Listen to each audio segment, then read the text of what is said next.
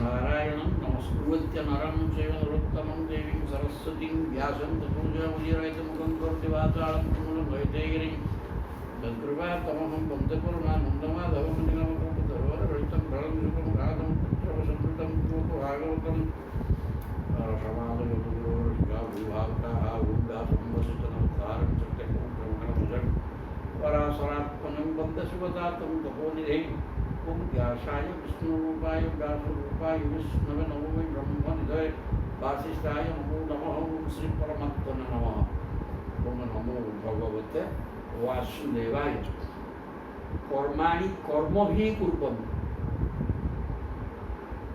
सन्निहितानि देहवृत् तत्तत् कर्मफलं गृह्णन् ब्रह्मत्वीह सुखेतरं है समझता एकादश स्कंध अध्याय 3 बर्तमान ऋषभदेव 9 जन सन्तान जी मैंने ब्रह्मदर्शी से जनक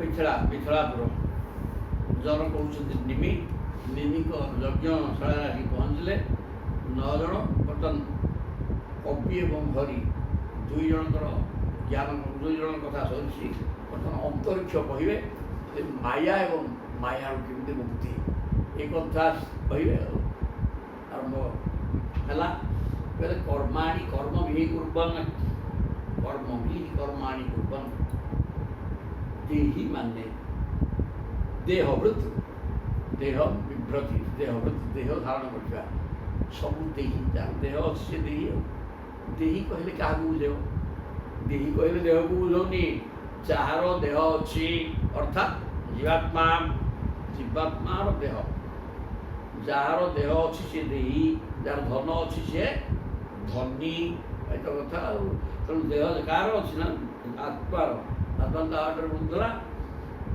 स्वर्ग धरिकी रही देहवृत शरीर धरी जो आत्मा कर्म भी कर्माणि कुर्वन् सांसारिक कर्म कामना कर सांसारिक कर्म आसक्त रही कर्म करे कर्मेन्द्रिय कर्म भी कर्माणि कर्म भी माने पाठ पाठ कहले कर्म भी माने कर्मेन्द्रिय कर्मेन्द्रिय मानक द्वारा कर्म करी सन्निहितानि सकाम भाव कर्म करी से कर्मानुसार फल भोग करे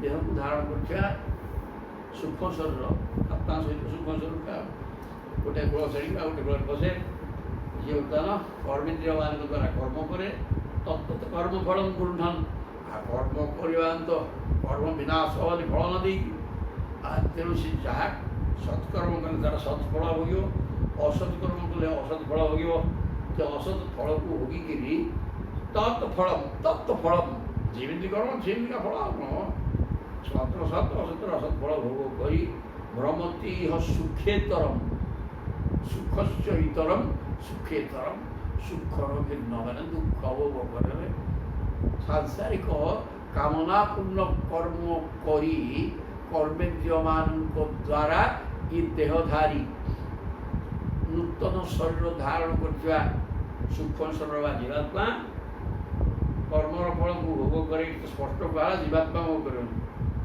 जीवात्मा भोग कर चैतन्य शक्ति जीव करे कौन के भोग करे सुख ना सुखेतर दुख भोग करे संसार माने केवल दुखमय कि मन हूँ उल्टा बुझे तेणु मन दुख को सुख बोली मणे इत्थम कर्मवती गच्छन् बहु भद्र महात्मान आहूत संप्लवात् सर्ग प्रलय अश्रुते अवसाद आहूत संप्लवात्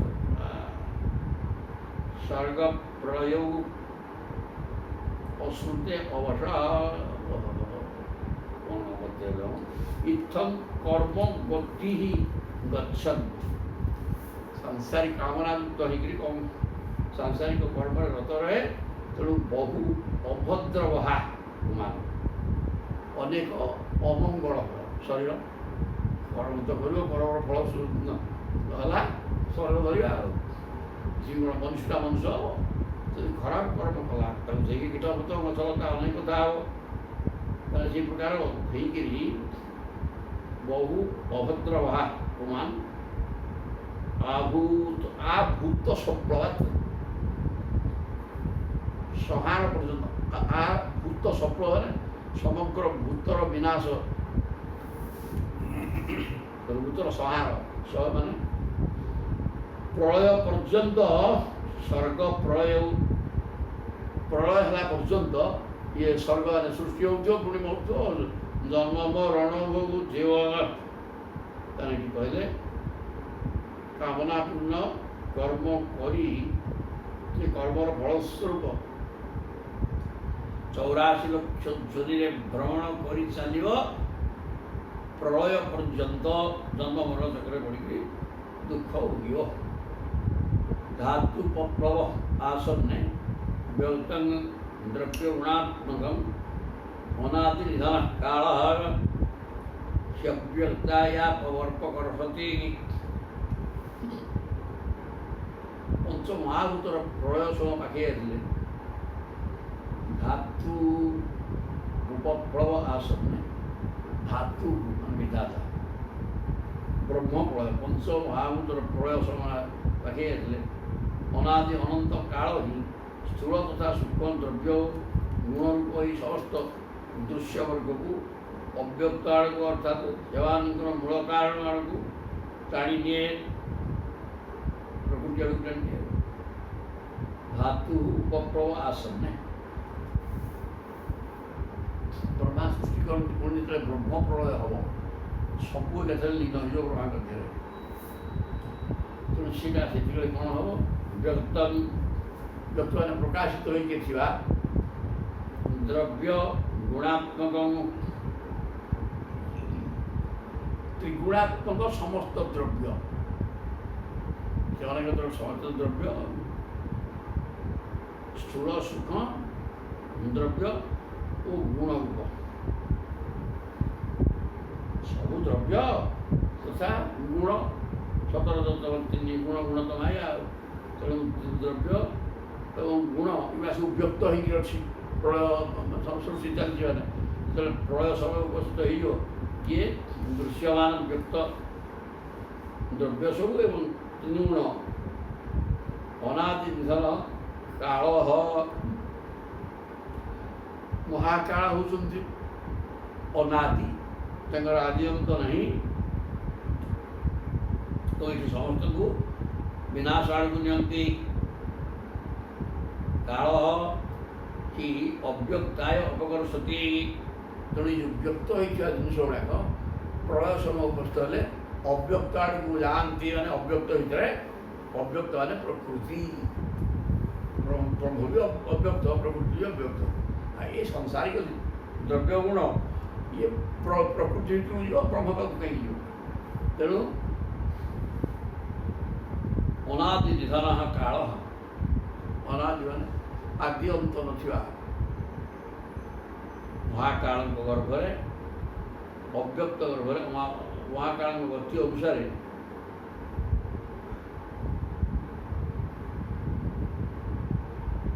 ସୃଷ୍ଟି ଥିବା ସମୟରେ ବ୍ୟକ୍ତ ହୋଇଥିବା ସମସ୍ତ ଦ୍ରବ୍ୟ ଏବଂ ତ୍ରିଗୁଣାତ୍ମକ ସମସ୍ତ ଜଗତ ଅବ୍ୟକ୍ତ ଭିତରେ ପଶିଯିବ। ଅବ୍ୟକ୍ତ ତାକୁ ଟାଣି ନିଏ ମହାକାଳଙ୍କ ପ୍ରଭାବରୁ।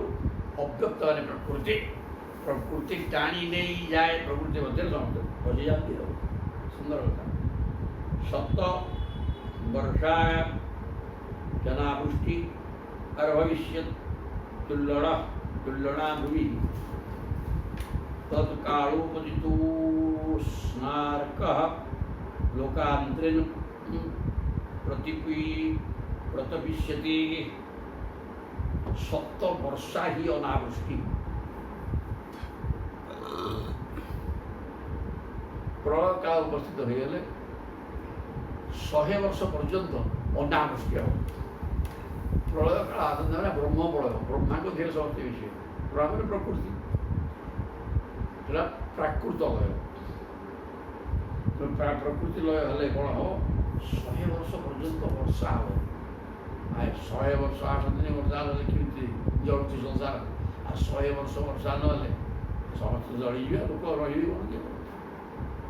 ହି ଅନାବୃଷ୍ଟି ଭବିଷ୍ୟତି ଜଣା ଭୂମି। ତେଣୁ ପୃଥିବୀ ଜଳିବ ପଡ଼ିକିରି, ପୃଥିବୀ ଜଳିବ। ଆଉ ବର୍ଷା ନହେଲେ ଶୀତ କାହିଁ ହେବ କି? କେବଳ ଖରା ଖରା ହେବ, ଖରା ହିଁ ଖରା। ଅତି ଉତ୍ତପ୍ତ ଖରା ହେବ, ଖରାରେ ସବୁ ସଢ଼ିବେ। 100 ବର୍ଷ ବର୍ଷା ନହେଲେ ହୁଏ, ଗୋଟେ ବର୍ଷ ବର୍ଷା ନହେଲେ ପ୍ରଳୟ ହେଇଯିବ। 100 ବର୍ଷ ବର୍ଷା ହେଇ ହେବନି। ତେଣୁ ଧରା ଅତ୍ୟନ୍ତ ଉତ୍ତପ୍ତ ହେଇଯିବ। ତତ୍କାଳ ପଜିତୁ ସ୍ନାର୍କ, ସୂର୍ଯ୍ୟ ଅତ୍ୟନ୍ତ ଉତ୍ତପ୍ତ ହେଇକିରି ଉତ୍ତପ୍ତ କିରଣ ଦେବେ ଏବଂ ଜଳିବ ସବୁ। ଲୋକାନ୍ତରେଣ ପ୍ରତିବିଶ୍ୟତି, ତିନି ଲୋକ ସ୍ୱର୍ଗ ମର୍ତ୍ତ୍ୟ ପାତାଳ ତ୍ରିଭୁବନ ଭୁବର ଭୁବ ସ୍ୱ, ଏଇଟା ଏମିତି ହେବ। ପୃଥିବୀ ଭୀଷଣ ଭାବରେ ଉତ୍ତପ୍ତ ହୋଇଯାଏ। ସେହି ଭୟଙ୍କର ଗ୍ରୀଷ୍ମ, ତାପରେ ତିନି ଲୋକ ସନ୍ତପ୍ତ ହେବାକୁ ଲାଗେ। ଚାରିଆଡ଼େ ତ ଉତ୍ତପ୍ତ, ଉତ୍ତାପ ସବୁ ଜଳିବ ପଡ଼ିଯାଏ। 100 ବର୍ଷ ବର୍ଷା ନାହିଁ। ପାତାଳ ତଳମ ଆରଭ୍ୟ ସଂକର୍ଷଣ ମୁଖାନଳହର, ଇଆଡ଼େ ପାତାଳରେ ଅଛନ୍ତି ସଂକର୍ଷଣ। ଭଗବାନ ସଂକର୍ଷଣ କିଏ କି? ନା ଅନନ୍ତ ନାଗ। ଅନନ୍ତ ନାଗ ବି ଧଳା, ସଂକର୍ଷଣ ଭଗବାନ ଧଳା। କିଏ? ବଳଦେବଜୀ। ତେଣୁ ସଂକର୍ଷଣ ଭଗବାନଙ୍କର ବା ଅନନ୍ତ ନାଗଙ୍କର ମୁଖରୁ ଅଗ୍ନି ବାହାରିବ। ଦହନ ଊର୍ଦ୍ଧ୍ୱ ଶିଖା ବିଶ୍ୱ। ଆଉ ଅଗ୍ନିଙ୍କ ଶିଖା କ'ଣ ତଳକୁ ଯିବ କି? ଯେଉଁଠି ଅଗ୍ନି ବାହାରିବ ଉପରକୁ ବାହାରିବ। ତେଣୁ ସେ ଫଣାରୁ ସବୁ ନିଆଁ ବାହାରିବ। ସେ ନିଆଁ ଉପରକୁ ଉଠିବ, ବୋଲେ ପୃଥିବୀକି ଜଳେଇବ, ଜଳେଇଦେବ ପୁରା। ବିଶ୍ୱ ବର୍ଦ୍ଧତେ ବାୟୁନେତାଃ, ନିଆଁ ଯେଉଁଠି ଲାଗିଲା, ପବନ ହେଉଛନ୍ତି ତାଙ୍କର ସଖା। ତେଣୁ ପବନ ଦୌଡ଼ିବ କ୍ଷିପ୍ର ଗତିରେ। ତେଣୁ ନିଆଁକୁ ଆହୁରି ଦ୍ୱିଗୁଣିତ କରି ଜଳେଇବ। ଜଳେଇକିରି ବିଶ୍ୱକୁ ଜାଳି ପୋଡ଼ି ପାଉଁଶ କରିଦେବ। ଯେ ମାଟି ଓର ସବୁ ପୋଡ଼ିଯିବ। 5 ଭୂତ କିଛି ରହିବେନି, ସମସ୍ତ ଜଳି ପୋଡ଼ିଯିବେ। ସାମ୍ପ୍ରତକୁ ମେଘଗଣ ବର୍ଷ 300 ସମାହାନ। 100 ବର୍ଷ ଖରା ହେବ। ଭଗବାନ ଶଙ୍କର୍ଷଣ ଅନନ୍ତ ନାଗଙ୍କର କଣାରୁ ଅଗ୍ନି ବାହାରି ସଂସାରକୁ ଜଳାଇଦେବ। ତାପରେ ଇଏ ନିଆଁରେ ସବୁ ଜଳିଗଲା ପରେ ସେ ସବୁ ମେଘ ପଳାଇ ଆସିବେ। ସାମ୍ପ୍ରତକ ମେଘଗଣ ବର୍ଷ 300 ସମା। ଯେମିତି 100 ବର୍ଷ ଖରା ହେଲା, ସେମିତି 100 ବର୍ଷ ବର୍ଷା ହେବ। ମୁଷଳଧାରରେ ବୃଷ୍ଟି। ଧାରାଭିର ହସ୍ତି ହସ୍ତା ହଭି, ହସ୍ତିର ହସ୍ତ ମାନେ ଶୁଣ୍ଡ, ହାତୀ ଶୁଣ୍ଡ ଭଳିଆ ମୁଷଳଧାରରେ ବର୍ଷା। ଏଇ ଟୋପେ ଟୋପେ ନୁହଁ। ଏବଂ ତ ବର୍ଷା ହେଇକି କ'ଣ ହେବ? ଲିୟତେ ସଲିଳେ ବିରାଟ। ବିରାଟ ବିରାଟ ପୁରୁଷ ବା ବିଶ୍ୱରୂପ ବା ପୃଥିବୀ। ବିରାଟ ପୁରୁଷ ସଙ୍ଗେ ତ ସବୁଙ୍କର ବିଶ୍ୱ ଅଛି। ତେଣୁ ବିରାଟ ପୁରୁଷ ବା ବିଶ୍ୱରୂପ, ବିଶ୍ୱ ସବୁ ଏକ ଜିନିଷ। ସବୁ ପାଣିରେ ବୁଡ଼ିଯିବ। କ'ଣ ଆଉ ବିଶ୍ୱ ଥିବ? 100 ବର୍ଷ ଖରା ଜଳିକି ସବୁ ପାଉଁଶ ହେଇଯାଇଥିବ। ଆଉ ସେ ପାଉଁଶ ଗୁଡ଼ା ପାଣିରେ ବୁଡ଼ିବ। ଆଉ କ'ଣଟା ହେବ? ଯେତେବେଳେ ତ ଆଉ ମଣିଷ ଥିବେ। ତତ୍ତ୍ୱ ବିରାଜ ମୁଶ୍ଚର୍ଯ୍ୟ ବୈରାଜ ପୁରୁଷୋପ ଅବ୍ୟକ୍ତମ ବିଶତେ ସୂକ୍ଷ୍ମ ନିରିନ୍ଧନ ଇବାନଳ। हे राजन, ये अंतरिक्ष पूछते 3 नंबर कहा निमिंगी। तुम बोले हे राजन, ईंधन शरीर अग्नि जब शांत हो जाएगा। निरिंधन इबान, नियर नास्ति ही ईंधनम निरिंधन। ईंधन रही जाएनी, जाएनी नथिले अग्नि कुआडे लगे? अग्नि जो सृष्टि होती से सबू चाटिकी खाई जाते और तापर ईंधन सरीगले शांत हो जाती। ठीक सेमती अग्निशांत हो जाती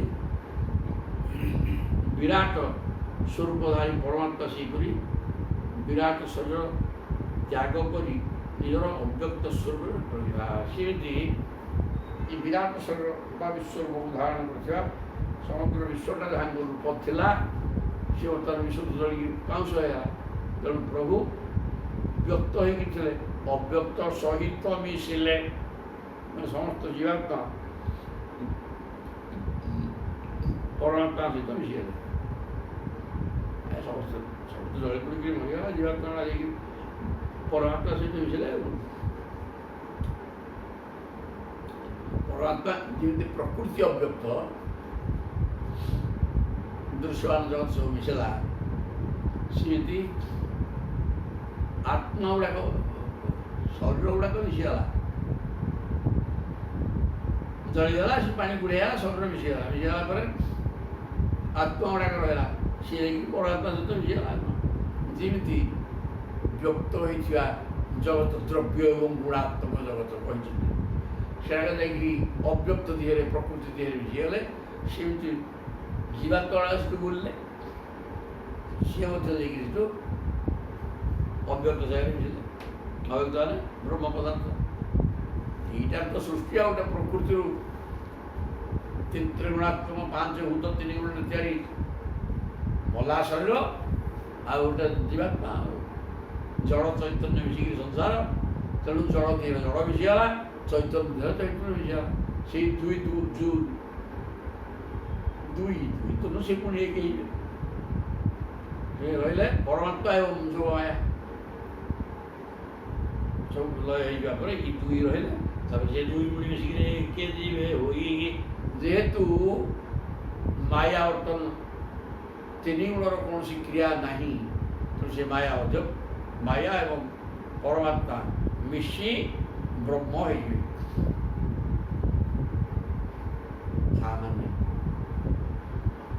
परमात्मा पाखे माया नहीं किंतु ब्रह्म पाखे माया अच्छी मायार प्रभाव नहीं कारण माया स्तब्ध हो नीरव तीन गुण साम्य अवस्था सृष्टि नहीं तेणु ब्रह्म सहित मिसी सुंदर कथा जीवा परमात्मा माया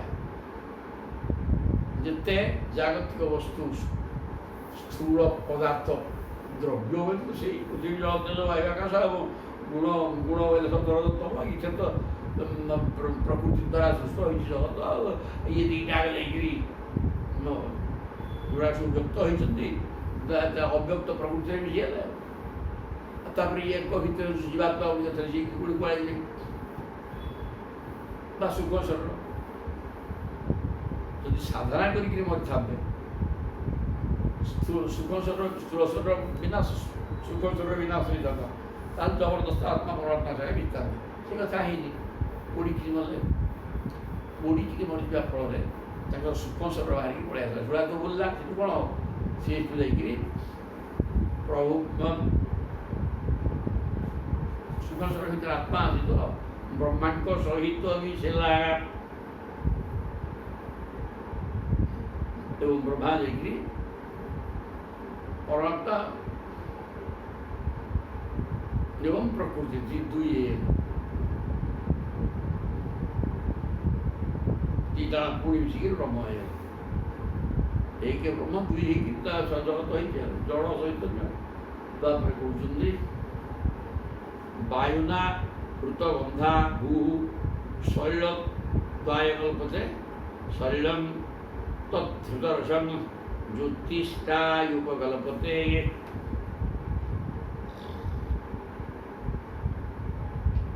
अव्यक्त स्वरूप रही जाते से प्रलय काल पृथ्वीर गंधत मात्रा वायु शोषण करने एवं पृथ्वी जल बुड़ी जाए गंधटा को वायु शोषिक नहीं जाए हौ वायु कहीं न गंध कौटू बाहर जल वायु नहीं और वायुना भूत गंधा देखा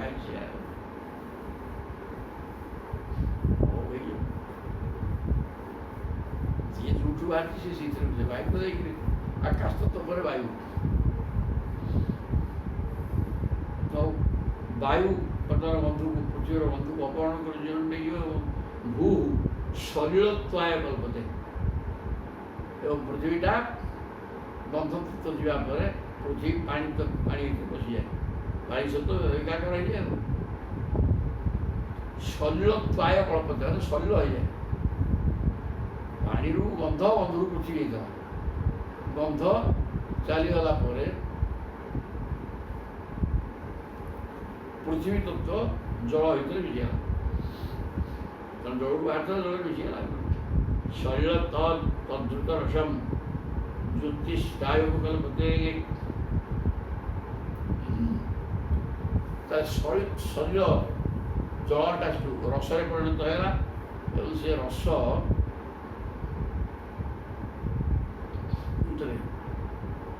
ଶବ୍ଦ, ସ୍ପର୍ଶ, ରୂପ, ରସ, ରସଟା ହେଲା ତେଜ ସହିତ ମିଶିଗଲା। ତେଜରୁ ରସ ବାହାରିଥିଲା, ରସରୁ ଜଳ ହୋଇଥିଲା। ଯେମିତି ବାହାରି ସେମିତି ମିଶିବ। ଏପଟ ସବୁ ଡର ପର୍ଯ୍ୟନ୍ତ ତାହା ନା ଅନୁବର୍ତ୍ତନ। ଅନୁବର୍ତ୍ତନ ଗୀତା କହିଛନ୍ତି ଅନୁବର୍ତ୍ତ ଏଠି ହଜାର ନା ଅନୁବର୍ତ୍ତନ। এই ପ୍ରଣାଳୀରେ ସେ ମିଶିବେ ସବୁ। ଋତ ରୂପନ୍ତୁ ତମସା ବାୟୁ ଜ୍ୟୋତି ପ୍ରଲୀୟତେ, ପାଠ। ତାପରେ ରସତତ୍ତ୍ୱ ମିଶିଲା ଜ୍ୟୋତିରେ, ସିଏ ଯାଇକିରି ରୂପରେ ମିଶିଲା। ରୂପ ସେଠୁ ଯାଇକିରି ରୂପଟା ବାୟୁରେ ମିଶିଲା। ବାୟୁ ଜ୍ୟୋତି ପ୍ରଲୀୟତେ, ଜ୍ୟୋତି ବା ରୂପ, ରୂପରୁ ଜ୍ୟୋତି ହେଇଥିଲା। ତେଣୁ ଜ୍ୟୋତିଟା ରୂପରେ ମିଶିଲା, ରୂପ ଯାଇକିରି ବାୟୁରେ ମିଶିଲା। ପାଠ ଚାଲିଲା। ହୃତ ସ୍ପର୍ଶ, ବାୟୁ କୋଉଥିରୁ ହେଇଥିଲା ନା ସ୍ପର୍ଶ ତନ୍ମାତ୍ରାରୁ। ତେଣୁ ବାୟୁଟା ସ୍ପର୍ଶରେ ମିଶିଲା। ଯେଉଁ ସ୍ପର୍ଶ ଦେଇକିରି ସ୍ପର୍ଶ ଆକାଶେ ମିଶିଗଲା। ବାୟୁ ନଭସି ଲିୟତେ, ସ୍ପର୍ଶ ଆଉ ବାୟୁ ହଉ, ସ୍ପର୍ଶ ଭିତରେ ଥିବା ବାୟୁ ସ୍ପର୍ଶ ସହିତ ବାୟୁ ଯାଇକିରି ଆକାଶରେ ମିଶିଗଲା। ମାନେ ବାୟୁର ସତ୍ତା ଆଉ ରହିଲା, ମିଶିଗଲା, ଶେଷ ହେଇଗଲା। ତାପରେ ଲିୟତେ କାଳାପ୍ତନା ହୃତ ଗୁଣଂ ନଭ ଆତ୍ମନିଲୀୟତେ, ଇନ୍ଦ୍ରିୟାଣି ମନୋବୁଦ୍ଧି ସହ ବୈକାରିକୀ ନୃପଲ ପ୍ରବିଶନ୍ତି ଅହଙ୍କାରଂ ସୁଗୁଣି ଅହମାତ୍ମନି। ଇଆଡ଼େ ଗୋଟେ ପାଠ ନିଆଗଲା। କହିଲେ କାଳାପ୍ତନା ହୃତ ଗୁଣ, ମହାକାଳ ହେଉଛନ୍ତି କାଳାତ୍ମା। କାଳ ସ୍ୱରୂପ ଈଶ୍ୱର ଆକାଶର ଗୁଣ ଶବ୍ଦ ତନ୍ମାତ୍ରକୁ ହରଣ କରିନେଲେ। ତାହେଲେ ମହାକାଳ କ'ଣ କଲେ? ସବୁ ଯାଇକିରି ଆକାଶରେ ମିଶିଗଲା। ଆକାଶରେ ଶବ୍ଦ ହେଇଗଲା। ଶବ୍ଦ ହିଁ ବ୍ରହ୍ମ। ଶବ୍ଦ ହିଁ ବ୍ରହ୍ମ ହେଇଗଲା।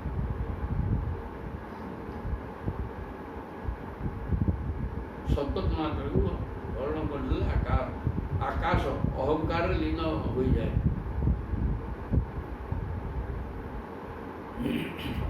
ଶବ୍ଦ ତନ୍ମାତ୍ରା ଆକାଶ ହେଇଯାଇଥିଲା, ତେଣୁ ଆକାଶଟା ଶବ୍ଦ ତନ୍ମାତ୍ରାରେ ମିଶିଗଲା।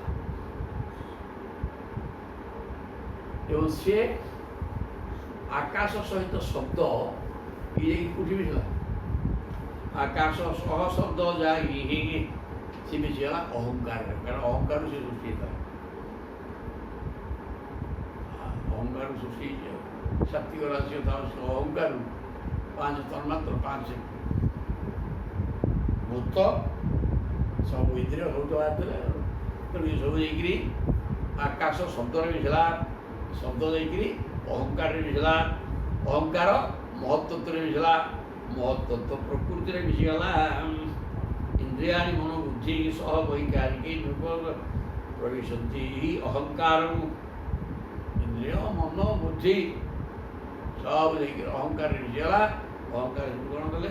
ଇହା ମାୟା ଭଗବତ ସ୍ୱର୍ଗ ପ୍ରତ୍ୟନ୍ତକାରିଣୀ। ତେଣୁ ଏଇ ହେଉଛି ଭଗବତଃ ମାୟା। ଭଗବାନଙ୍କର ମାୟା ଶକ୍ତି ଗୋଟେ ବିରାଟ ଶକ୍ତି।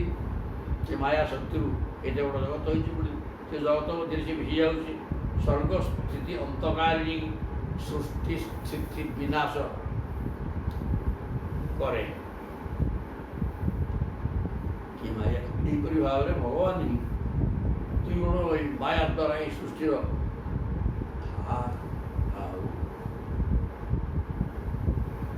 ତେଣୁ ମାୟା ହିଁ ତିନି ଗୁଣମୟୀ ସତରଶତମ। ଏବଂ ସିଏ ହିଁ ବ୍ରହ୍ମା ବିଷ୍ଣୁ ଶିବଶଙ୍କରଙ୍କୁ ସୃଷ୍ଟି କରେ। ତିନି ଗୁଣର ଦେବତା ଏବଂ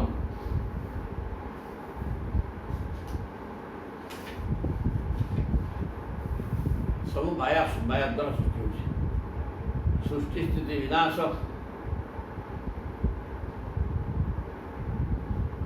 ବ୍ରହ୍ମା ବିଷ୍ଣୁ ଶିବ ଏସବୁ ମାୟା ଦ୍ୱାରା ସୃଷ୍ଟି ହେଉଛନ୍ତି ଏବଂ ପୁଣି ସେ ମାୟାରେ ବସିଯିବେ। ମାୟାର ବର୍ଣ୍ଣନା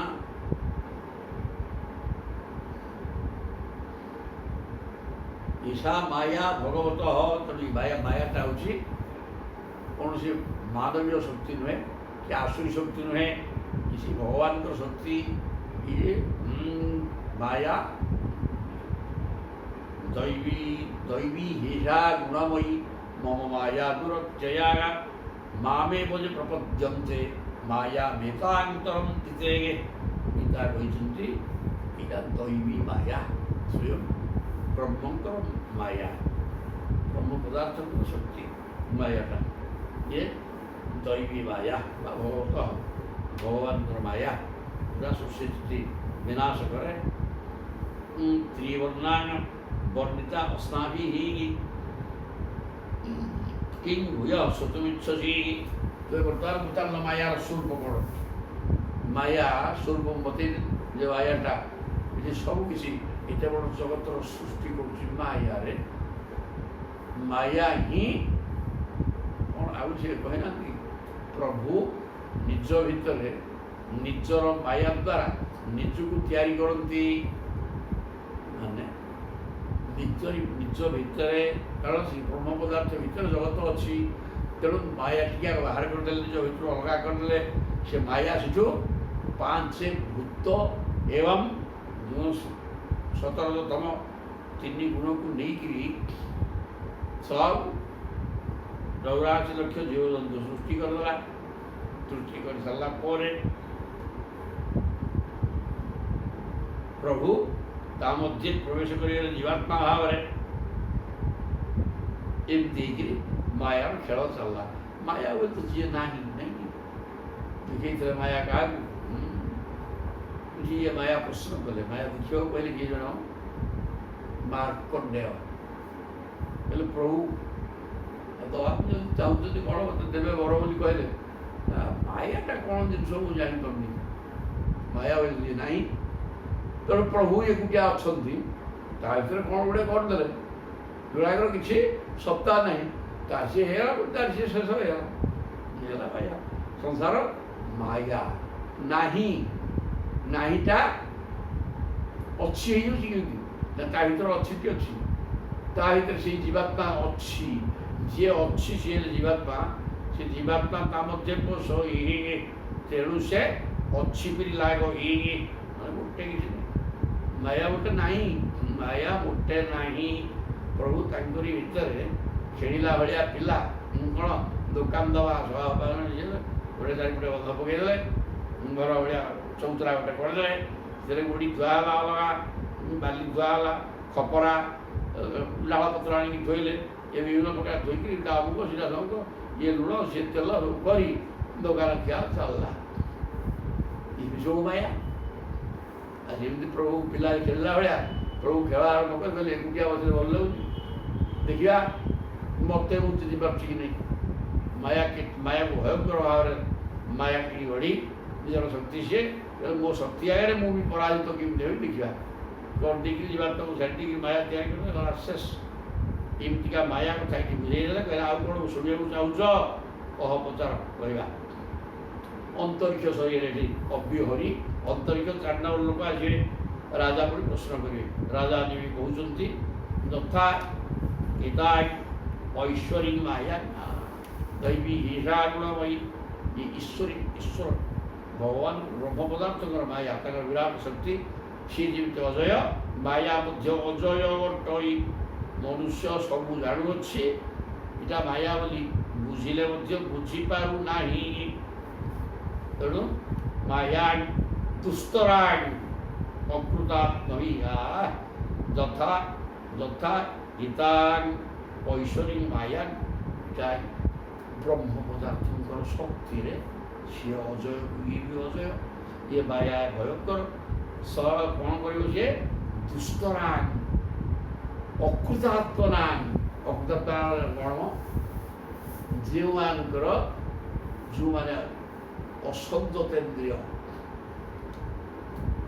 ଯେଉଁମାନେ ସଂଯତ ଶୃଙ୍ଖଳିତ ଏବଂ ସାଧକ ତାକୁ ମାୟା ସ୍ପର୍ବାୟୁ ପ୍ରଭୁଙ୍କୁ ସ୍ପର୍ଶ କରୁନାହିଁ आज ये मन भितर संसार को हटे नहीं प्रभु को धरदेला तो सी तो प्रभुमय है तेणु माया ताकू भी स्पर्श करी दुस्तराग माया अकृतात्व ही अकृतत्व माया का दुष्ट जो माने संजतेन्द्रिय नुह सांसारिक विषय प्रति आकृष्ट इंद्रिय ग्राह्य पदार्थ भोग करने जो मानकर मन क्षुब्ध से माने माया भर पड़ी चटपट हो माया तरीबार नहीं कि जी संजतेन्द्रिय जी साधक जी बुझी सारे अच्छी नहीं चल छाड़ी दे सारे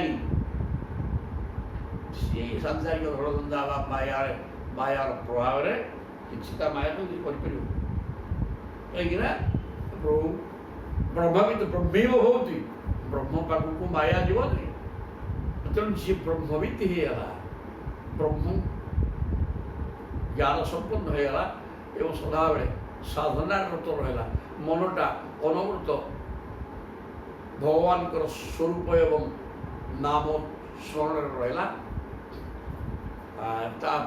तो निजे आत्मा है से अब्रह्मस्मेय एवं तपाकू माया जीव नहीं तरम चज स्थूल ध्य महर्षा इदमुच्यतानि हे महर्षे तरंती अंज स्थूल ध्य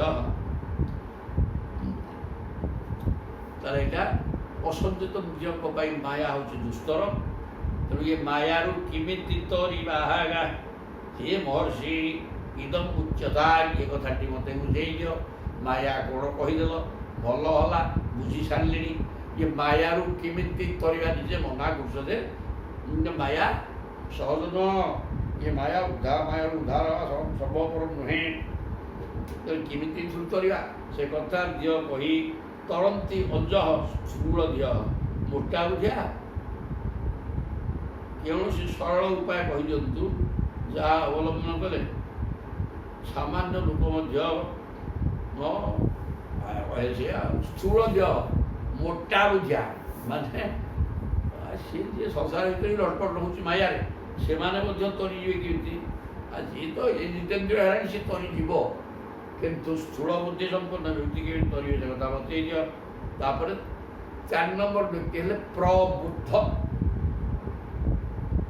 प्रबुद्ध जो कौन जार बुद्धिटा प्रबल कर्माणी आरभमाणा कर्माण्यारभमाणा दुख हत्ये सुखाय पश्येत पाक विपर्यासम मिथुनी चारिणां बोले कर्माणी आरभमाणा लोक ये कहीं कर्म करे ना दुख हत्ये सुखाय दुख को विनाश कर सुख भोग कर दुख को हटे सुख होगापी मनुष्य विभिन्न प्रकार कर्म आरंभ करेंगे पश्येत पाक विपर्यासम किंतु परिणाम रे हुए कौन कर्म आरंभ करे दुख कि दूर सुख मिल କାମ ଆରମ୍ଭ କଲେ ଦୁଃଖ ବଢ଼ି ଚାଲେ, ସୁଖ ମିଳିବାର ପ୍ରଶ୍ନ ନାହିଁ, ତାହାର ଓଲଟାଟି ହୁଏ। ଆସିବା ତ ହବ ଆଉ। ଗୋଟେ କର୍ମ କ'ଣ ଆରମ୍ଭ କର, ସାଂସାରିକ କର୍ମ, ସେ କ'ଣ କମ କଷ୍ଟ ନା କ'ଣ? ଲାଇନ୍ ହେଇକି ନାକେ ନ ହେଇଥିବ, ବହୁ ସୁଖ ହଉ କ'ଣ ହେଇଥିବ, ଯେତେବେଳେ କାନ୍ଦୁଥିବ ପଡ଼ିକରେ ବାପା। ତେଣୁ ଦୁଃଖର ବିନାଶ ଏବଂ ସୁଖ ପାଇବା ପାଇଁ ମଣିଷ ସାଂସାରିକ କର୍ମକୁ ଆରମ୍ଭ କରେ, କିନ୍ତୁ ତା ଦ୍ୱାରା ଅନେକ ଦୁଃଖ ଭୋଗ ତାର ଉଲ୍ଟା ହେଇଯାଏ। ଏ ମିଥୁନି ଚାରି ଡାଙ୍ଗ କିଏ ଏଗୁଡ଼ା କରିକିରେ ନା ମିଥୁନି ଚାରି। ମିଥୁନି ମାନେ ଯିଏ ସଂସାର କରିଛି, ପୁରୁଷ ସ୍ତ୍ରୀ ଦୁଇ ଜଣ ମିଶିଲେ ତା ନା ଗୋଟେ ପୁରୁଷ ସ୍ତ୍ରୀ କି ନେଇ ଯେଉଁ ସଂସାର ଚାଲେ, ସେଇ ମିଥୁନ ଧର୍ମୀ ପୁରୁଷଟା ଭୋଗ ଲାଳସାରେ ଦୁଃଖ କେମିତି ହଟିବ, ସୁଖ ମିଳିବ, ଏଥିପାଇଁ ପରିଶ୍ରମ କରେ। କିନ୍ତୁ କଠିନ ପରିଶ୍ରମ କରି କେବଳ ଦୁଃଖ ଯନ୍ତ୍ରଣା ଭୋଗ କରେ, ସୁଖ ଆଦୌ ମିଳେ ନାହିଁ। ବେଲେ ଦୁଃଖେ ସଞ୍ଚିତ ଯେତେ ଧନ, ସେ ନହେ ସୁଖେ ପ୍ରୟୋଜନ। ପଶୁ ତନୟ ଦ୍ୱାରା ଦାସ, ଏ ସର୍ବ ବିଜୁଳି ପ୍ରକାଶ। ଆଚ୍ଛା ପଶୁମାନେ ଗାଈ ଗୋରୁ ଆଜିକାଲି ଆଉ କହିଲା ହେଉନି, କୁକୁର ଘରେ ଘରେ କୁକୁର, ଯେ କୁକୁର ସବୁ କେମିତି ଚାଲିଛି। ପଶୁ ତନୟ ମାନେ ପୁଅ ଝିଅ, ସ୍ତ୍ରୀ, ଦାସ ଦାସୀ, ଘର, ଏସବୁ ହେଲା ସର୍ବ ବିଜୁଳି ଭଳିଆ କ୍ଷଣସ୍ଥାୟୀ। ଗୁଡ଼ା କିଏ ନାହାନ୍ତି, ତୁମେଙ୍କ ପଛରେ ଗୁଡ଼ା ନାହିଁ। ନିତ୍ୟାର୍ଥୀ ଦେନ ନିମିତ୍ତେନ, ଦୁର୍ଲଭେନାତ୍ମ ମୃତ୍ୟୁନା, ଗୃହା ପ୍ରତ୍ୟ ଆପ୍ତ ପଶୁଭି କା ପ୍ରୀତି ସାଧିତେ ଚଳେଇ। କି ପାଠ କହିଲେ ଅବଶ୍ୟ ଲେଖିଛନ୍ତି, ଓଡ଼ିଆଟା ଗୋଟେ ପଚାରିଲେ ତଥାପି ସଂସ୍କୃତ ଆହୁରି ଚମତ୍କାର ହବ। ନିତ୍ୟ ଆର୍ତି ଦେନ ବିତେନ। अरे बापा ये टंका पैसा गुड़ा कौन सुख दब कि प्रचुर टंका गुड़ाक जमेवा भी से जमेवा भी तुम बाया हो तो कड़े केमी करी गुटा थोबी इे सरकार देखले इनकम टैक्स सी कहे बहुत जमे मैंने आमको दे विभिन्न क्रीड़ा ता देहरे नित्य आरती देन बितेन टंका क्या सुख दिए ना टंका केवल पीड़ा दिए आरती मान पीड़ा मानसिक अशांति सृष्टि करे पीड़ा दिए तेणु दुर्लभेन आत्ममृत्युना धन हूँ नित्य पीड़ादायक जहाँ पाइबा कष्टसाध्य दुर्लभ समस्त धन मिलूँ ना कौन टंका पैसा पाइबा दुर्लभ जदि मिलगला सी भी दुखदायक न आत्म मृत्युना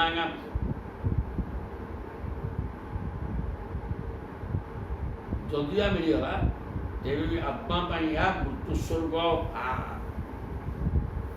अरे मुझे आत्मा टंका मिलवा कष्ट जदि मिलगा शरीर को कौन शरीर सीना सुख कौन पाइब किंतु आत्मा ता द्वारा तृप्त हम ना आत्मा अतृप्त हो आत्मार मृत्यु करे टंका पैसा गृह अपत्य आप्त पशु भी टंका पैसा घर स्त्री बोझ का प्रीति साधित चल ये सब गुड़ाक चल चंचल बिजुड़ी भाया लिखिं जगन्नाथ समान पशुत नय द्वारा दास ये सर्व बिजुड़ी प्रकाश गृह अपत्य मान स्त्री गृह मान घर अपत्य आप्त पशु भी आप विश्वस्त दास दास आ पशु ये सब गुड़ाक जहाँ सहित प्रीति करू सी चल चंचल बिजुड़ी भाया या कौन चिंता कर तेणु दुखे गोटे परिश्रम कष्ट कर मिलवा सहज नुह जदि मिलला सी मृत्यु आड़ को नहीं जीव किंतु सुख दबार प्रश्न नहीं सुंदर कथा कहले कहते एवं लोकम परम विद्या नश्वरम कर्म निर्मित सब तुल्यातिशय ध्वंसम यथा मंडलवर्तिनां नाशवान पदार्थवान को शाश्वत शांति मिल जोड़ा का नाशवान पदार्थ को आनंद केमी पाइब वो अच्छी थ्रो है पुत्र आनंद केमी पाइल ना दुख दुर्द सागर केवल दुखटी हो एवं लोकम परम विद्यागत नश्वरम कर्म निर्मितम तेणु ये संसार टाक नश्वर मैंने क्षणभंगुर अनित्य बिजुड़ी भाया शक्ति नहीं पड़ेब ये प्रकार क्षणभंगुर संसार को ये प्रकार धरनीय विद्या नश्वरम एवं कर्म निर्मितम ये संसार आमको मिली कहीं कर्मर फलस्वरूप आमको मिली कौन गोटे कर्म करे तार फलस्वरूप आमको संसार मिली एवं ये संसार तो अनित्य ये सांसारिक वस्तु मध्य सब अनित्य अनित्य संसार से गड़ा ही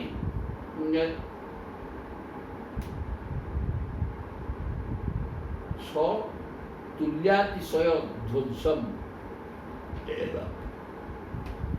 यह लोक जपरी राजा मान मध्य परस्पर प्रति स्पर्धा होगी स्वर्गाद सेपरी हो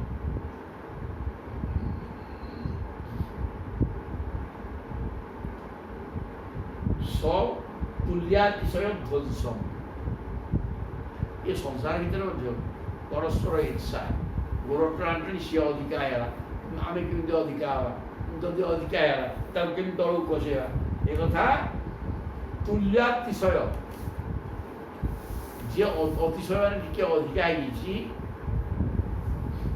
देखिए अन्य असहिष्णु हे तार पतन चाहिए ना निजे सहित समान है चाहिए यहाँ संसार यथा मंडलवर्तिनां ये देवता देवलोक भी ठीक ये आसे अन्य देवता जब ना इंद्र होगी अति सुख भोग आम जहाँ सी कौन इंद्र हो मंत्री ये विधायक तो मंत्री होती जन समस्ते करेंगे कौन आम तो विधायक सी तो विधायक सी कौन मुख्यमंत्री ना राज्य आम कौन करूँ कौन तेना आम कि मुख्यमंत्री यही तो कौन जड़े समान कि सुंदर कहले सतुल्य सबू तुल्य भितर समस्ते सब कथा पारे से तुल्य भितर जड़े जदि अधिका को पड़ेगा ये समस्ते तुल्य समस्ते विधायक जड़े मुख्यमंत्री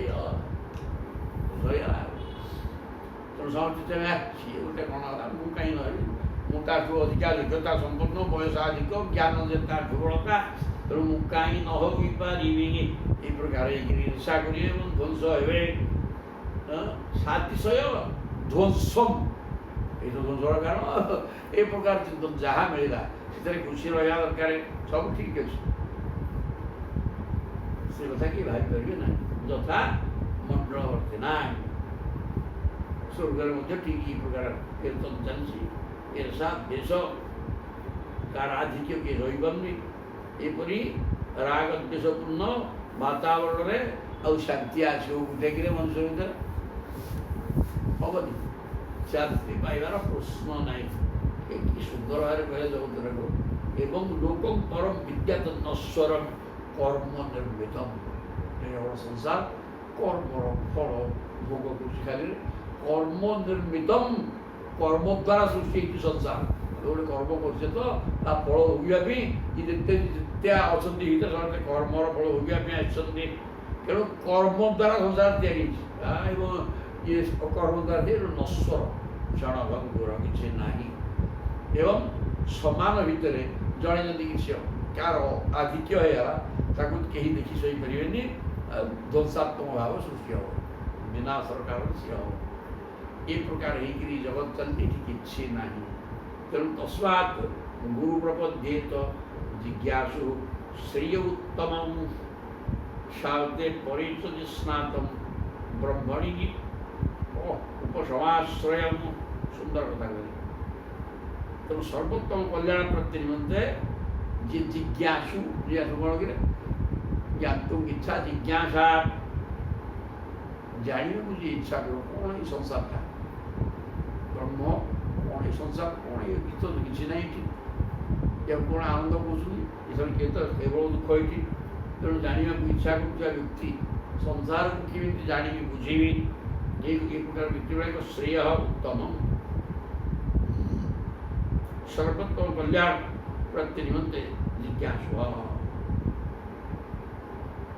ଶ୍ରେୟ ଉତ୍ତମ ଶ୍ରେୟ ଜିଜ୍ଞାସୁ ସଂସାର ନୁହେଁ ସଂସାର କେମିତି ମୁଁ ଉପଯୁକ୍ତ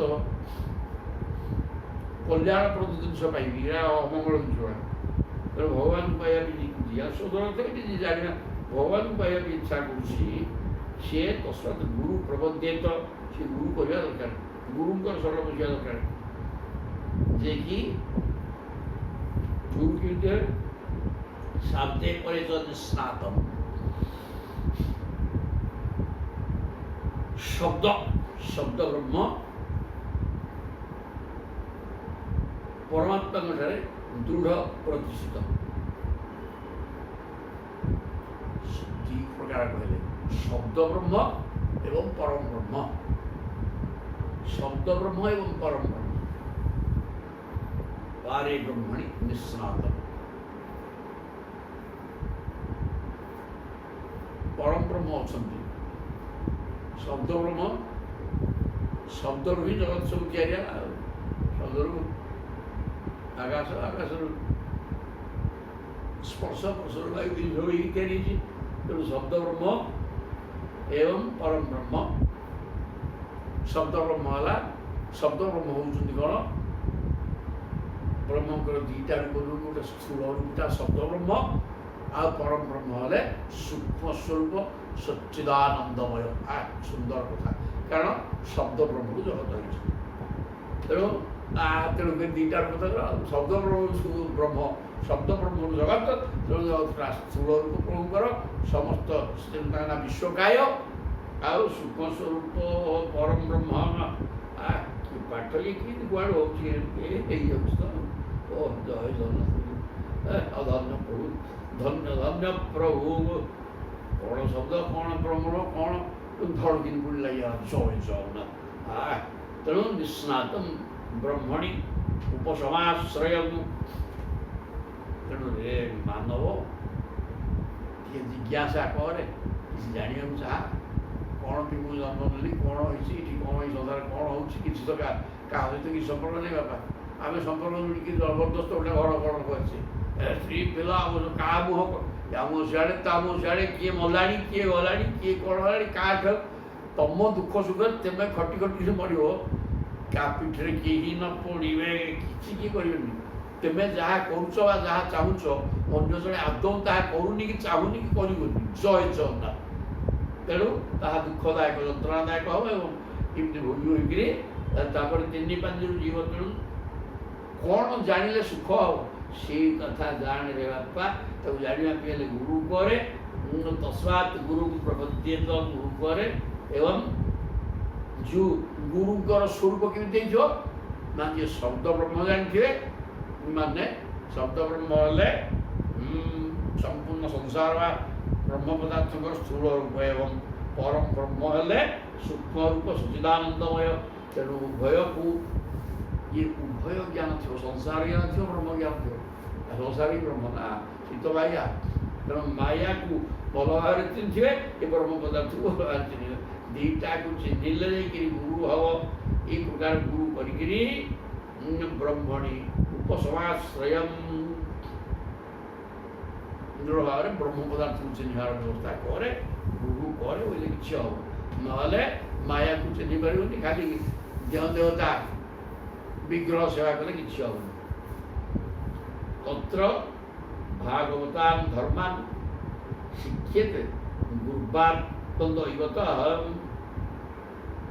ଓ ମାୟୟା ଅନୁବୃତ୍ତ୍ୟା ଜୈଃ ତୁଷ୍ୟେତ୍ ଆତ୍ମା ଆତ୍ମଦଃ ହରିଃ ଗୋଟେ କଥା ଚୁଟି ହେଇଛି ପାଠକରେ କେତୁଟା କଥା କ'ଣ ଜଣା ଶବ୍ଦ କହୁଛ ଗାଡ଼ି ତତ୍ର ଭାଗବତାନ୍ ଧର୍ମାନ୍ ତେଣୁ ଭାଗବତ ଧର୍ମ ଧର୍ମାନ ଶିକ୍ଷେତେ କ'ଣ କହିଲେ କି ଗୁରୁ କରେ ଗୁରୁ କରିକିରି ଯିଏ ଶବ୍ଦ ବ୍ରହ୍ମ ଏବଂ ପରମ ବ୍ରହ୍ମ ଉଭୟରେ ନିଃଶ୍ରାତ ଉଭୟ ତତ୍ତ୍ୱ ଠିକ୍ ଭାବରେ ବୁଝିଥିବେ ସେହି ପ୍ରକାର ଗୁରୁ କରେ ଏବଂ ଭାଗବତ ଧର୍ମ ଶିକ୍ଷା କରେ। ଭାଗବତ ଧର୍ମ କ'ଣ କି ଭଗବତ ଇଦମ୍ ଭାଗବତ ମାନେ ସର୍ବଶ୍ରେଷ୍ଠ ଭକ୍ତ। ତାହେଲେ ଭକ୍ତର ଧର୍ମ କ'ଣ? ଭକ୍ତ କ'ଣ ଭକ୍ତ କ'ଣ କରିବ ନା ଯିଏ ଭଗବାନଙ୍କୁ ପାଇପାରିବ ସେହି ଭକ୍ତ। ତେଣୁ ଭଗବାନଙ୍କୁ ପାଇବାର ବାଟ କ'ଣ? ଭାଗବତ ଧର୍ମ ଭଗବତ ଧର୍ମ ଭାଗବତ ଧର୍ମ ହଉ ଭାଗବତ ଧର୍ମ ମାନେ ଗୋଟେ ଭକ୍ତର ଧର୍ମ ବୋଇଲେ ଆଚରଣ। ଭକ୍ତ ଯାହା କରୁଛି କ'ଣ କି ସେ କରୁଛି କାମ କେବଳ ଈଶ୍ୱରଙ୍କୁ ପାଇବାକୁ। ତେଣୁ ଭକ୍ତର ଯେଉଁ ଆଚରଣ ସେ ଆଚରଣଟା ହେଲା ଭାଗବତ ଧର୍ମ। ସିଏ ଗୁରୁ ଶିଖେଇ ଦେବେ କାରଣ ଗୁରୁ ସେ କଥା ଜାଣିଛନ୍ତି। ଗୁରୁପାତ୍ମ ଦୈବତ ଗୁରୁକୁ ପ୍ରିୟ ଆତ୍ମା ଓ ଇଷ୍ଟଦେବ ବୋଲି ମାନିବାକୁ ପଡ଼ିବ। ତେଣୁ ଗୁରୁ ହେଲେ ଗୁରୁ ଆତ୍ମା ଏବଂ ଦେବତା। ସେ ହେଉଛନ୍ତି ପରମାତ୍ମା ଏବଂ ଦେବତା। ଏହି ପ୍ରକାର ଚିନ୍ତନ କରି ଭାଗବତ ଧର୍ମ ତାଙ୍କଠାରୁ ଶିଖି କ'ଣ କଲେ ଭକ୍ତ ହବ ବା ଭଗବାନ ମିଳିବେ। ତାଙ୍କୁ ଗୁରୁ କହିବେ ଅମାୟା ଅନୁବୃତ୍ତିଆ। ତାହେଲେ ଗୁରୁ କ'ଣ ମାଗଣା କହିଦେବେ ନା ନାଇଁ ମ ଅଛି ନା କିଛି ଆଉ କ'ଣ କଲେ ହବ ନା ଅମାୟା ଅନୁବୃତ୍ତିଆ ଦେଖି ହେଇକି ନୁହଁ ମାୟା ରହିତ ହେଇକି ନିଷ୍କପଟ ଭାବରେ ଗୁରୁ ସେବା କରରେ। ବର୍ତ୍ତମାନ ବ୍ରହ୍ମଜ୍ଞାନୀ ସବୁ ଅଛନ୍ତି। ଆମ ଠାଟେ ପିନ୍ଧା ହେଇଥିବ ସୁଦୃଢ଼ଟା ପଇଦାଟେ ପଡ଼ିଥିବ ଗୋଟେ ଝୁଲା ବେଗରେ ପଡ଼ିଥିବ ନୂଆଟେ ପଡ଼ିଥିବ ଜପ କରାହେବନି ପଡ଼ିଥିବ ଚିତାକଟାଟା ଜୋର ପ୍ରଭୁଙ୍କ ଯାଇକିରି ମୁଣ୍ଡିଆ ମରା ହବ। ତାକୁ ଦେଖିଲେ ଯିଏ ଇଏ ଆଉ ସ୍ୱୟଂ ଖସିଲେ କୁଆଡ଼େ ବୈକୁଣ୍ଠରୁ ପ୍ରଭୁଙ୍କ ସାଙ୍ଗ କିଛି ସତ୍ତା ନାହିଁ। ମାଳଟା ବେଗାରେ ପଡ଼ିଥିବ ସୁଦୃଢ଼ଟା କ'ଣ ଜପ କରିବା ଶିଖିନି ସେ ଏସବୁ ଦେଖେଇଲେ ହବ। ପ୍ରଭୁ କହୁଛନ୍ତି ମୋତେ ଦେଖେଇ ହବରେ ମୁଁ ପୁରା ତୋ ମନରେ ଯାହା କଳ୍ପନା କରୁଛି ଜାଣିଦେଉଛି ମୁଁ ଆଉ ତୁ ରୂପ ବେଗ ମାଧ୍ୟମ କରିକି ମୋତେ ପାଇପାରିବୁ। ଏଠିକି ମୋଟେ ଆସେନି ଅହଙ୍କାର ସାଂଘାତିକ ଏବଂ ସେଠି ଆସିକିରି ଏମିତି ବେଶ ଦେଖେଇଲେ ହବନି। ଅମାୟା ଅନୁବୃତ୍ତିଆ କପଟ ଧର୍ମ ଛାଡ଼ିଦେବେ। ତୁ ପ୍ରଭୁଙ୍କ ପାଖରେ କ'ଣ କପଟ କଲେ କ'ଣ ସେ ଅନ୍ତର୍ଯାମୀ ସିଏ ତୋ ମନର କଳ୍ପନାକୁ ସିଏ ବୁଝିଯିବେ। ତୁ ମୂର୍ଖ କାହିଁକି କ'ଣ କରୁଛୁ ସେ ମାୟା ଛାଡ଼। ମାୟା ଯଦି ଧରିକିରି ବୁଲୁଛୁ ଚଷାରେ ବୁଲୁ ପ୍ରଭୁଙ୍କ ପାଖରେ। ତେଣୁ ଗୁରୁ କରେ ଭାଗବତ ଧର୍ମ ଶିଖିବା ପାଇଁ। ଗୁରୁ ହେଉଛନ୍ତି ଦେବତା ଆତ୍ମା ଏବଂ ତାଙ୍କୁ ସେବା କରେ। ଗୁରୁ କ'ଣ ମାଗଣା ତମେ ୟାର କହିବେ ନା ନାହିଁ କ'ଣ କଲେ ହବ ନା ଅମାୟା ଆତ୍ମମୂର୍ତ୍ତିଆ ମାୟା ପ୍ରତ୍ୟାଗ କରିକି ଗୁରୁ ସେବା କରେ। ଗୁରୁ ଶୁଶ୍ରୂଷୟା ବିଦ୍ୟା ଜୟୀ ତୁଷ୍ୟେ। ଯଦି ଗୁରୁ ଖୁସି ହେଇଗଲେ ଆତ୍ମା ଆତ୍ମତଃ ହରି ହି ଗୁରୁ ଖୁସି ହେଲେ ନିଜର ଆତ୍ମା ଖୁସି ହେଇଯାଏ ଯେ ଆତ୍ମ ଦ ହରି ସେ ଖୁସି ହେଇଯାଆନ୍ତି। ଯିଏ ଆତ୍ମାକୁ ଦେଇଛନ୍ତି ତତେ ଜୀବାତ୍ମାକୁ ଯିଏ ଦେଇଛନ୍ତି ତାଙ୍କର ଅଂଶ ନା କ'ଣ। ତେଣୁ ସେ ହରି ମଧ୍ୟ ଖୁସି ହେଇଯାଏ। ହରି ଗୁରୁ ସବୁ ଖୁସି ହେଇଯାଏ। କାରଣ ଗୁରୁ ହେଉଛନ୍ତି ସିଏ ହରି। ତାଙ୍କ ପାଖରେ ରହି ଭାଗବତ ଧର୍ମ ବିଷୟରେ ଉପଦେଶ ଗ୍ରହଣ କରିବାକୁ ପଡ଼ିବ। ନିଜର ପ୍ରତ୍ୟେକ କ୍ରିୟା ଦ୍ୱାରା ଓ ସକଳ ବୁଦ୍ଧି ଦ୍ୱାରା ନିଷ୍କପଟ ଭାବରେ ତାଙ୍କର ସେବା କରିବାକୁ ପଡ଼ିବ। ଏପରି କଲେ ଭଗବାନ ଅତି ଶୀଘ୍ର ପ୍ରସନ୍ନ ହୋଇଯାଆନ୍ତି। ଭଗବାନ ହେଉଛନ୍ତି ଦୟାର ସାଗର ଏବଂ ଭକ୍ତମାନଙ୍କୁ ଭକ୍ତ ଯଦି ପାଦେ ଆଗେଇଲା ପ୍ରଭୁ ତାକୁ 5 ପାଦ ଭିଡ଼ି ନେଇଯିବେ ଆଗକୁ ଭିଡ଼ି ନେଇଯିବେ। କୌଣସି ଭୁଲ ନାହିଁ। କିଛି ନ କଲେ କିଛି ତ ମିଳିବାର ନାହିଁ। এই ପ୍ରକାର ବତେଇଲେ ଗୁରୁ କରିବାକୁ ହବ ଏବଂ ଗୁରୁ କଲେ କ'ଣ ମନକୁ ହେଇଯିବ। ଗୁରୁ କରିବାକୁ ହବ। ଗୁରୁ ନ କଲେ ଆଗ ବ୍ରହ୍ମ କଥା ଜାଣିବାକୁ ଜିଜ୍ଞାସା ତ ସୃଷ୍ଟି ହଉ। ଜିଜ୍ଞାସା କଲେ ଗୁରୁ କରିବାକୁ ହବ। ଗୁରୁ କିଏ ସେ ହବ ନା ଯିଏ ଶବ୍ଦ ବ୍ରହ୍ମ ଏବଂ ପରମ ବ୍ରହ୍ମରେ ଯେ ବ୍ରହ୍ମ ସମ୍ପର୍କରେ ସମ୍ପୂର୍ଣ୍ଣ ଜ୍ଞାନ ଆହରଣ କରିଥିବ କି ଗୁରୁକୁ ଆଶ୍ରୟ କରିକି ଜ୍ଞାନ ଗ୍ରହଣ କର। ତାହେଲେ ଗୁରୁ କ'ଣ ମାଗଣା ତତେ ଜ୍ଞାନ କହେ ନା ନାହିଁ? ତାହେଲେ କ'ଣ କଲେ ହବ? ନା ତାଙ୍କର ଅମାୟିକ ନିଷ୍କପଟ ଭାବରେ ଗୁରୁଙ୍କର ସେବା କରେ। ଆଉ ସେ ଗୁରୁ ଖୁସି ହେଇଗଲେ ଆତ୍ମତଃ ଆତ୍ମା ଆନନ୍ଦ ଲାଭ କରିବ, ଭଗବାନ ମିଳିଯିବେ।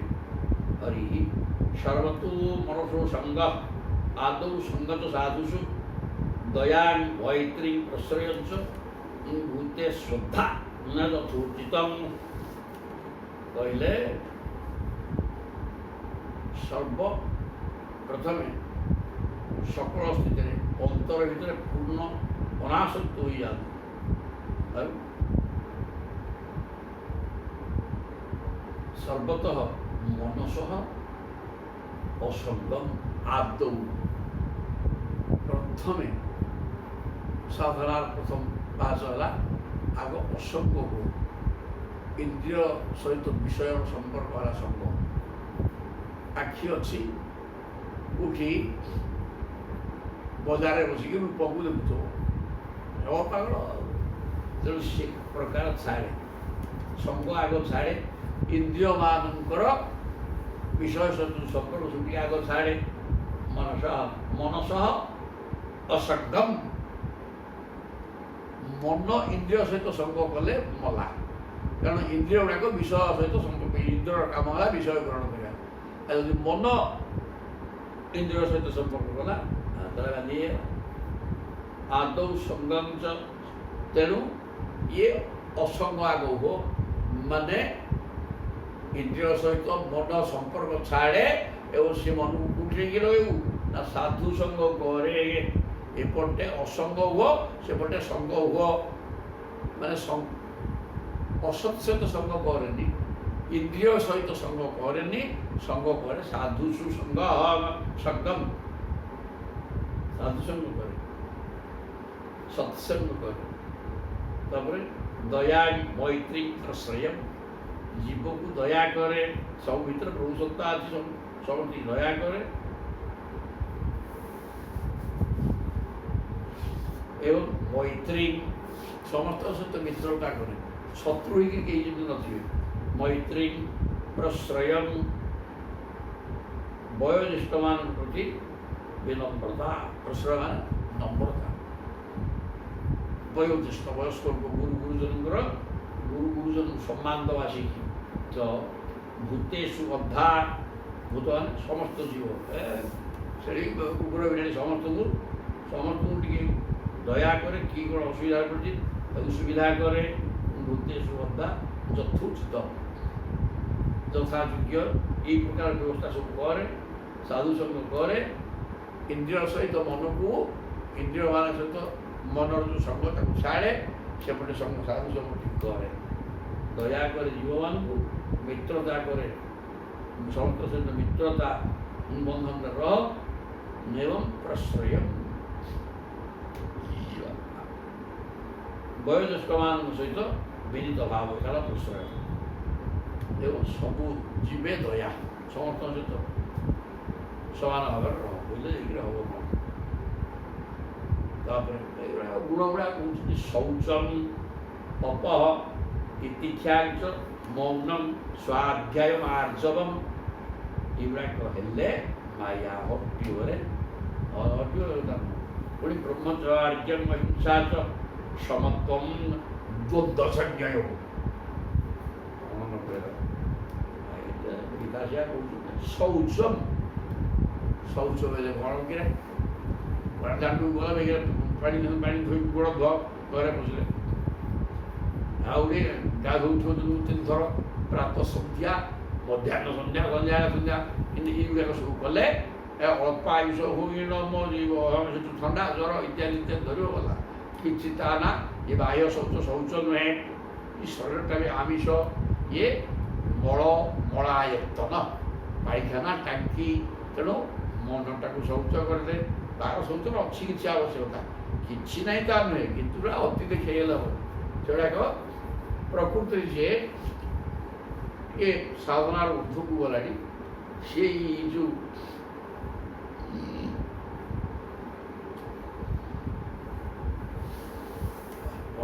ଗୁଡ଼ା ପଳେଇଲା ସିଏ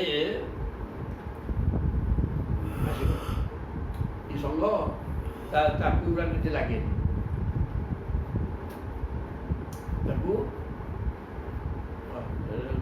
ତାର ଶୁଣା ଦରକାର ନାହିଁ ସେ ତା ବାଟରେ ସେ ଚାଲିବ। ତେଣୁ ଶୌଚ ମାନେ ମନଟାକୁ ପରିଷ୍କାର ରଖ ମନରେ କୁଟ କପଟ ଛନ୍ଦ ମାୟା ସଂସାର ଚିନ୍ତା ଏଗୁଡ଼ା ଛାଡ଼ିରେ ଏଇଟା ହେଲା ଶୌଚ।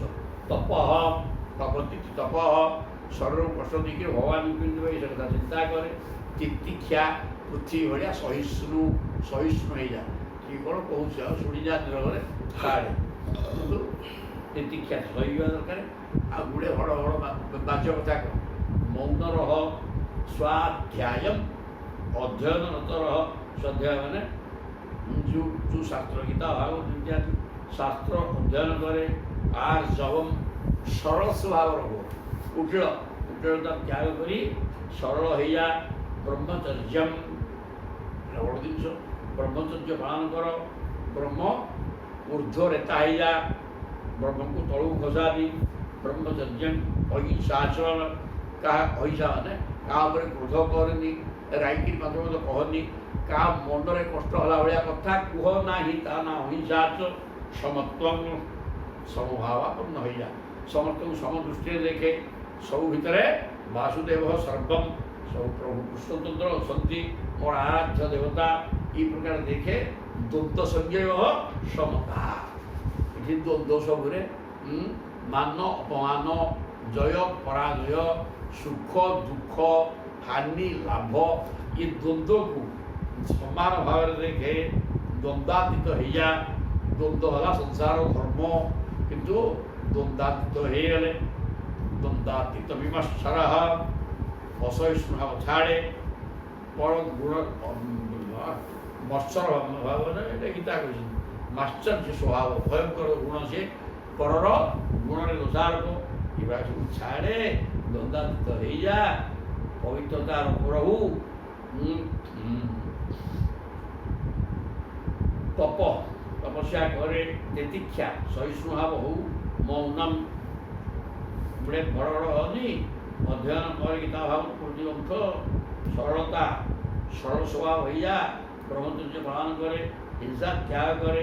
ଦ୍ୱନ୍ଦ୍ୱାତୀତ ହେଇଯା ବୋଇଲେ ପ୍ରଭୁ ମିଳିଯିବେ ଇହନ୍ତ ଜୟ ଜୟନ୍ତି ଏ ତ ସବୁ ବ୍ରହ୍ମଜ୍ଞାନ।